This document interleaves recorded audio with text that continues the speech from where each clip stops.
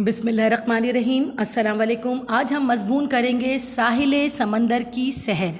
अगर आप मेरे चैनल पर नए हैं तो इसे ज़्यादा से ज़्यादा सब्सक्राइब कीजिए, लाइक कीजिए, शेयर कीजिए।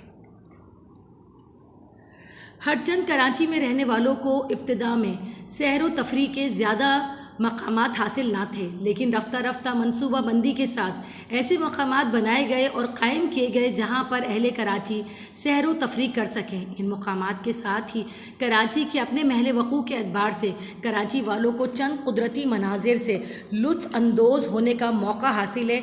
इनमें एक साहिल समंदर भी है। जून का महीना था, गर्मी अपने शबाब पर थी, गर्मी से हर शख्स परेशान था।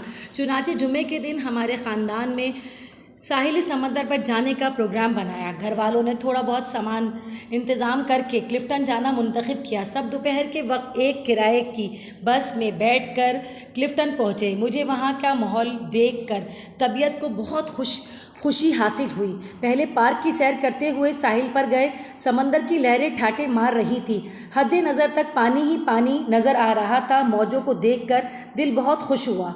सब लोग नहा रहे थे, कुछ लोग साहिल पर खड़े तमाशा देख रहे थे।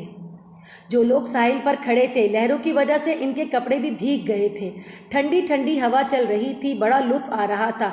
गर्मी की शिद्दत का एहसास तक नहीं हो रहा था। ये माहौल दिल और दिमाग को शादमानी अता कर रहा था। ऐसा महसूस हो रहा था कि हम दोज़ख से जन्नत में आ गए हैं। ऊपर नीला आसमान और नीचे समंदर था। पानी में आसमान का अक्स बड़ा भला लगता था। शाम होती जा रही थी, शाम के साए गहरे हो रहे थे। हम लोगों ने ऊँट और घोड़े की सवारी की, जिसमें बहुत लुत्फ़ आया। ये हमारे लिए बहुत ही अच्छा तजुर्बा था।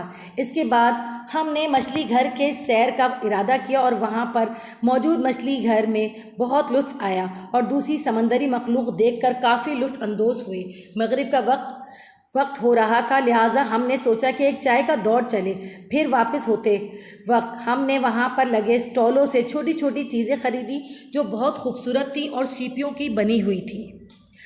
मैं बहुत आसान अल्फाज में आप लोगों के लिए मज़मून लिखती हूँ ताकि अगर आप इसको एक दफ़ा सुन लें या एक दफ़ा पढ़ लें तो आपको याद हो जाएगा।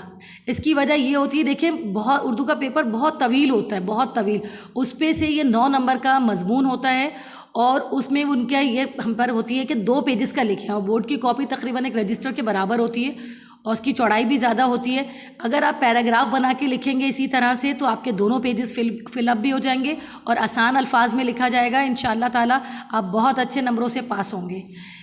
इसे ज़्यादा से ज़्यादा सब्सक्राइब कीजिए, शेयर कीजिए, लाइक कीजिए। अपना बहुत बहुत ख्याल रखिएगा। अल्लाह हाफ़िज़।